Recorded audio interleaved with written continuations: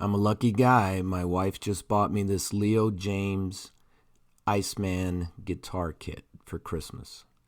Okay, so I built this Beck's Gears Telecaster style guitar. I spray painted it green and I gave it a gloss coat. Took it to my friend Jim over at Jaws Guitar in Canton, Georgia.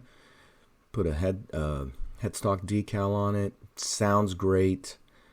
Plays really nice. Great kit guitar. Next, I built this Beck's Gears Stratocaster, but this time I did a sunburst pattern on it using the RIT die that I had seen on videos. I've done some fine tuning on it, and it actually sounds pretty nice. These are for my guitar club at school. See, the back's got the red.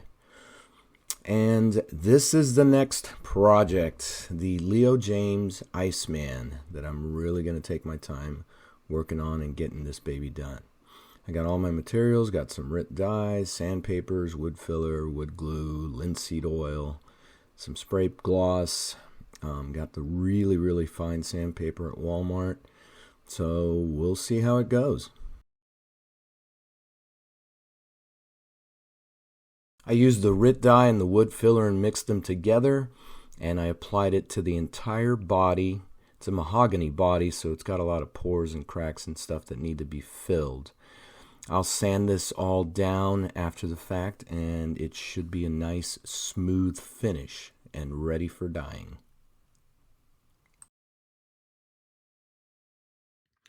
Okay, so I've got the neck taped off. I've got the fretboard taped off because I don't want anything on it. And I just gave it a nice coat of some oil because she was nice and thirsty. So now what I'm going to do is I'm going to use this RIT. It's just a dark graphite. I'll be doing some blending with it later on. This black, it turns out I ordered it online and it came out just looking like this muddy gray. Did not work. So I'm going to go ahead and use this guy. I'm going to grab a tray. I always try to wear gloves, although sometimes I forget. But we will see how this turns out. So this is just going to be the first little darkening coat. So I'm not super particular about how it's going to turn out because later on I got some blue stuff coming. Some dark blue and hopefully a black that actually gives me some depth.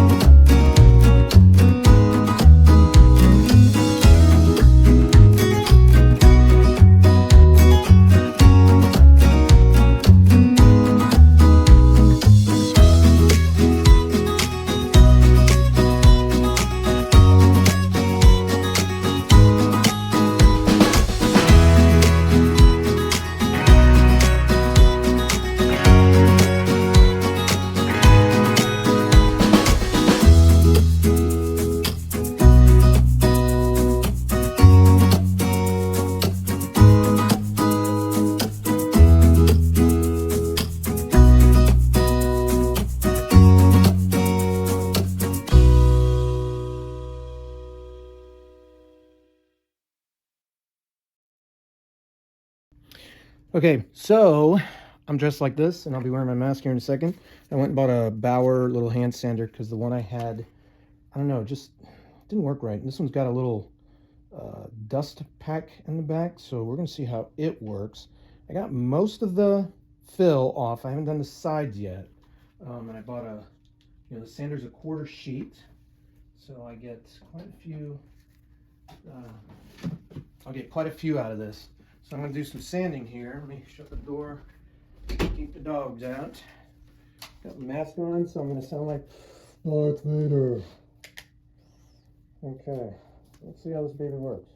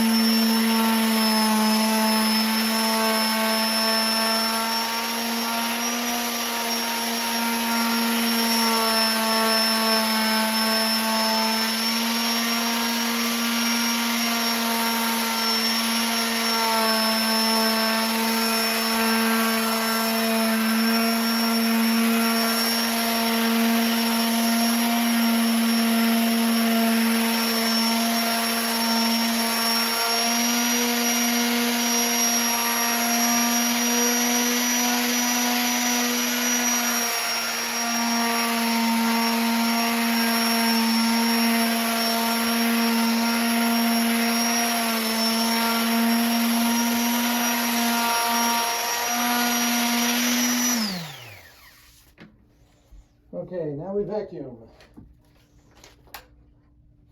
Now we vacuum. Take two.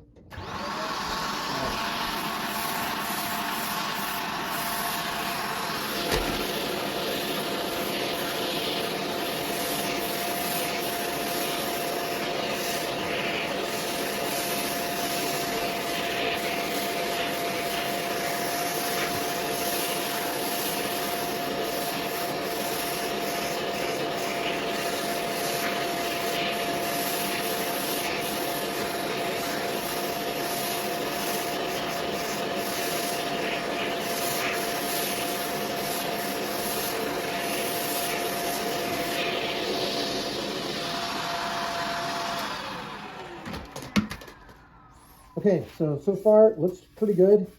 I got it all nice and filled. I got it nice and sanded. It's very smooth right now. There's a couple of dark spots here, but that's okay because I am going to use dark gray and black and stuff like that, so I think it'll feel okay. So now I'm going to do the sides and the front. I also got this handy little work table for like 20 bucks at Harbor Freight too. Okay, so all the sanding's done, so I'm going to hit the back first. Just kind of curious, one, to see how this graphite, the black is in the mail, but I'm impatient, so I don't want to wait. So I'm going to see how this graphite dye, I don't know if it's on camera or not. Anyways, I'm going to try that first, and of course I'm going to do it on the back. And I did it on the neck, and it seems to be okay. I haven't sanded the neck. So the key is you want to get it on here, spread it all out. I'm not going to do the sides just yet. But I am going to basically test this out. I'm going to do the back first and then do a quick sand with the 320 sandpaper and just see how much of that wood kind of pops out. So I'm already shaking it up as much as I could. Now I did buy Midnight Navy Eggplant Indigo, which kind of looks like the color I'm going for, and then Navy Blue. And I may be kind of, I don't know, mixing and matching, doing a little bit of both. There's my little asthma containers. So let's see how this baby goes.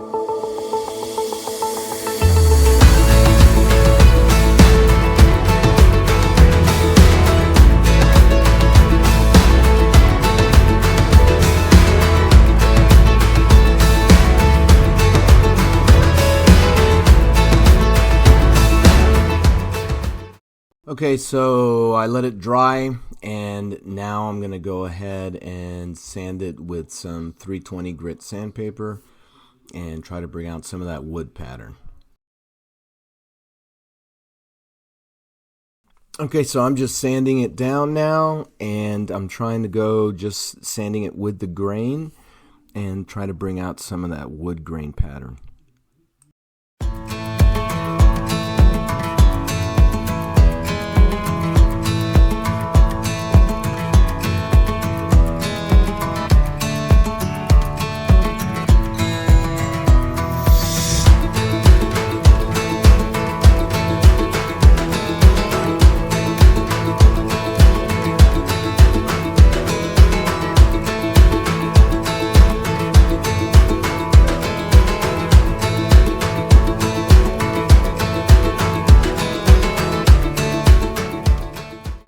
So I finished sanding the backside of the body, and I added some color to the front of the body, and while I'm waiting for that to dry, I'm going to go ahead and work on the neck.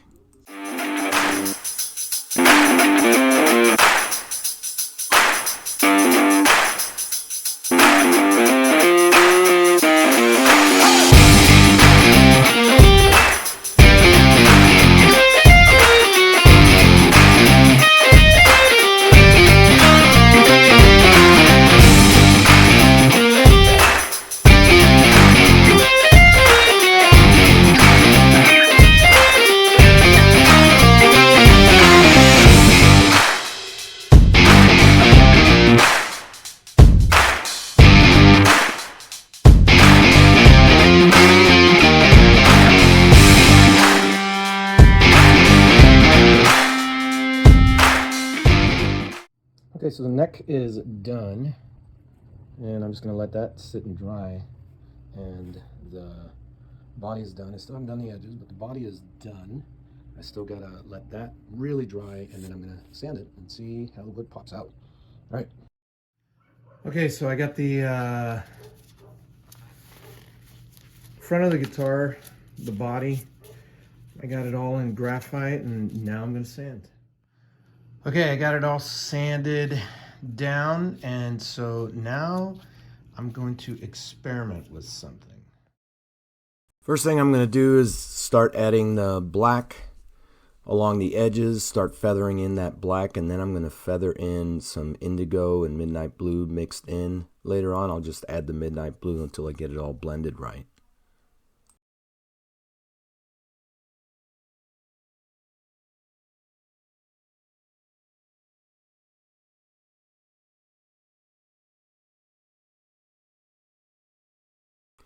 And now while the body is drying, I'm going to go ahead and spray the neck with this Minwax polyacrylic and let it set and dry before I start sanding it. While the neck was drying, I went ahead and started making my decals using the Charlie Boxo name and the Iceman logo, and I put it on a bat signal. And I went ahead and chose the Road to Perdition font as the one I picked, and that's the one I put on the headstock. So I didn't video a lot of the steps that I did, but I'll go ahead and give you a rundown. I went ahead and mixed in the indigo writ coloring with the black, and I also added a Batman logo at the top of the body there, and I wet sanded it, starting with about 600 grit all the way up to like 2000 grit, and it came out really nice. The back especially really looks good with that indigo. That's about it as far as the body goes. It took a lot of sanding. Now the neck, I went ahead and installed the tuners, the machine heads, and it was pretty straightforward. And along with the Charlie Boxo headstock piece, it actually looks really good. I had already kind of oiled the fretboard because it was really dry. There's another shot of the Charlie Boxo logo with the Iceman, which, by the way, I had to paint do a little white paint underneath the decal so the lettering would actually show up. but it actually came out pretty good. And the neck looks kind of rough and faded, but in the video it doesn't look as good as it actually does in person. It looks really nice. So now I'm gonna basically start putting everything together. Okay, so did some turtle wax on this side. I mean, I don't think the video is going to do it any justice, but it really looks good. I might have to do it like show you outside. I did the back. I just hit it with some lemon pledge. Yeah, it's going to get smudgy and dirty, but you know what? It's rock and roll, and that's what guitars are supposed to do. Get dirty, get banged up, and get dirty. So I think it has come out really well. I'm very pleased with you know, the way it's turned out. So next, we're going to start putting this baby together. I'm going to start with the neck. Okay, so every video I watched on Leo Jaymz, you know, installation videos and stuff like that, everything showed gluing on the neck. However, this is a bolt-on neck, so you have your backing plate, you got your 4 screws, the neck is in place. It is very snug, fits very snug in place. I am, you know, keeping it right where it should be. So now I'm gonna unlock the table here real quick, and then we are going to make sure we can get this baby on done right. So I'm gonna go ahead and slide the guitar in there. I'm gonna keep my felt on there. I don't want to ruin this pretty finish. So like I said, Harbor Freight, man. Got this table at Harbor Freight for 20 bucks, and it has been so far so good. Okay, all right, so the neck is on. I don't notice any really, there's a slide, I'd say, God, like 1/32 of an inch with the neck off the edge here, but that's okay. I'm gonna go ahead and set these screws right here, and then I have to get my drill, get that bad boy ready. Gotta take the buffer off. Set a nice fat bit. I'm not gonna use the extender for it because I don't really need it. I want to be nice and close with this guy. So I'm going to set it in nice and easy.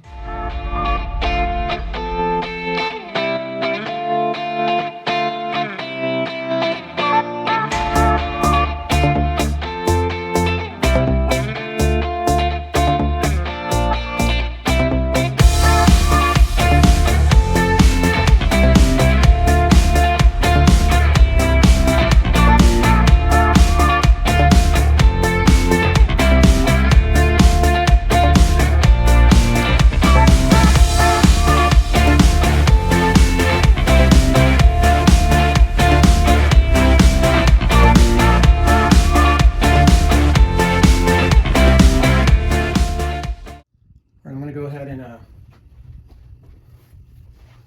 set the bridge bolts.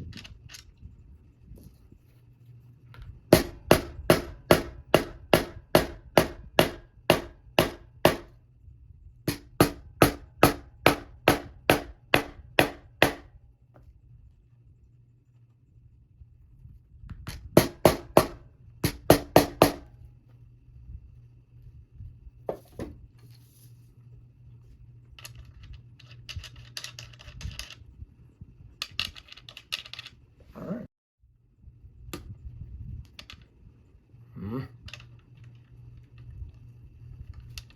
All right, that one slides okay. This one holds a little.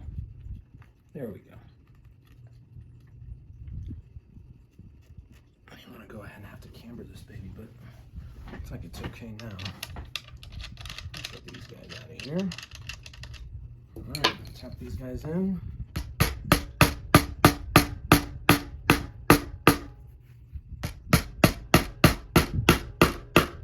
See? Soap.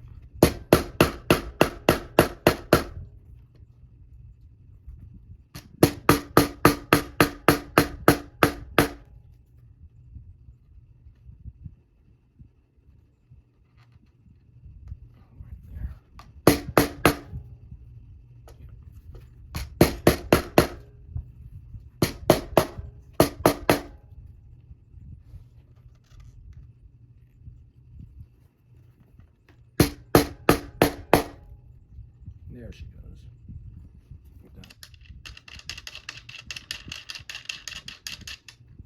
Tailpiece.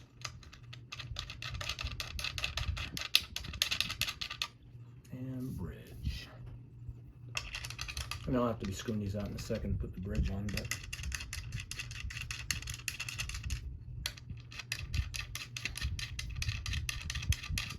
so when this is done, I'll have the truss adjustment, I'll have this adjustment, I'll have this adjustment. And yeah, I think that's it. Hopefully the nut is good and I'm not gonna have to do any shaving on that. Okay, all right, so let's move on to some other stuff. Edit. So something I found very interesting with this kit, you actually get some copper tape. I have never used or installed copper tape. I hadn't done it in the other two guitars because it didn't come with them. And I'd seen guys in videos do it, so I looked it up, I Googled it, like, you know, what good is it? And apparently it helps with the conductivity if you're in an area that has a lot of high electromagnetics and stuff like that. I'm assuming, you know, you're around other guitars and mics and amps and stuff like that, that it could tend to give you a bit of a hum. So this avoids all that. So this allows the pickups to conduct better and so forth and so on. Like I said, I've never used it. I haven't taken apart my Les Paul, and then I never will, just to see if it has any, or my Strat, my real Strat, not the one I put together. So yeah, it goes on pretty easily. I mean, you know, you just kind of shape it in there. You can cut it in strips, which is what I'm doing for this. Cutting it in strips so it fits inside the pickup cavity. And then I'll lay one on the bottom of the pickup there. But pretty cool stuff. So I'm gonna do a quick time lapse so you don't have to see me do this for 20 hours.